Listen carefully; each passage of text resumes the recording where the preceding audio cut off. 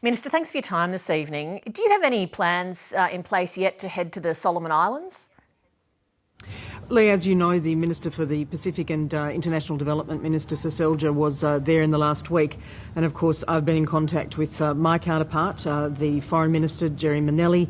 Prime Minister's been in contact with Prime Minister Sogavare. There's been extensive engagement across the government, including also head of the Office of the Pacific, who has visited Honiara in January and February and again last month.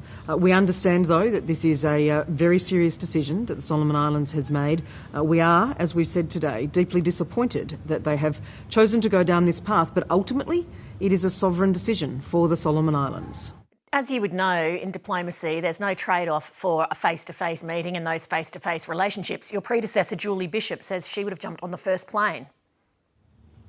Well, indeed, and the Prime Minister has. I've heard those comments, and the Prime Minister has remarked on that today. We have carefully calibrated our approach on these issues. In fact, across the Pacific, it's not just about engaging with the Solomon Islands. There are many of our counterparts with whom we have been discussing these issues, and it is Australia, frankly, that has been at the forefront of these discussions about the geostrategic realities that we face in the Pacific and that we have worked on through our Pacific Step Up over a number of years now.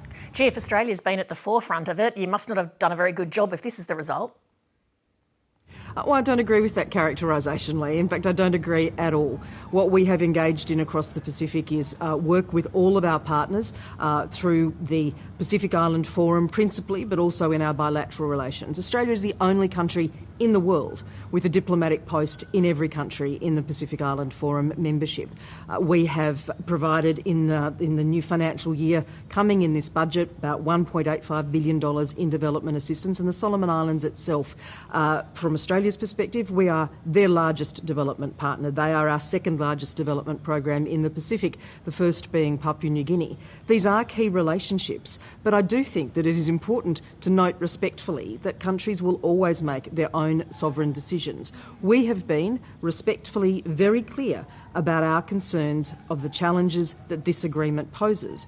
We've been very clear about our concerns on the lack of transparency that's attached to this agreement. Unlike the bilateral security treaty between Australia and the Solomon Islands, which is openly published on the Australian Treaty's website, there for all to see, this is not equally open and transparent. We think that that's important. We think that the countries of the Pacific, through the Bikatawa Declaration, the Boy Declaration, have a role to play in such important security decisions, and that these are matters that ought to be discussed amongst partners right across the region, and I expect will be taken up through the Pacific Island Forum. For China to seize an opening like this, though, and to persuade the Solomon Islands that, yes, we can help you out in terms of, various security arrangements and partnerships and resources, doesn't it show that Australia and also the US have taken their eye off the ball? Because if you were close enough to the Solomons, there wouldn't have been that opening. Well, I think, in fact, what has been demonstrated most recently, and as recently as the end of last year when there was unrest again in Honiara, unfortunately, the first country that the Solomon Islands turned to for support in that was Australia. And with New Zealand, with Papua New Guinea and with Fiji, we provided the Solomon Islands Assistance Force, a number of members of whom are still present in the Solomon Islands, amongst both the police component and the ADF component.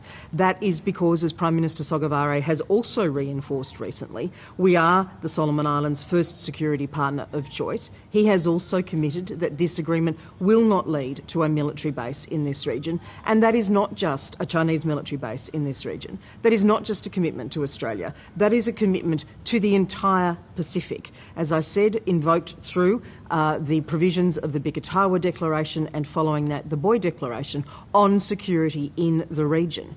We have a very broad Pacific Maritime Security Program, a $2 billion funded program that covers the entire Pacific in terms of our partnerships there. So there are multiple levels at which Australia is engaged, continues to be engaged and delivers for the Solomon Islands. Senator Payne, thank you very much. Thank you, Lee. Hi, I'm Lee Sales. Thanks for watching this story. If you'd like to watch more of 7:30's stories, they are on the left of your screen. And tap on the button below to subscribe and get the latest from ABC News.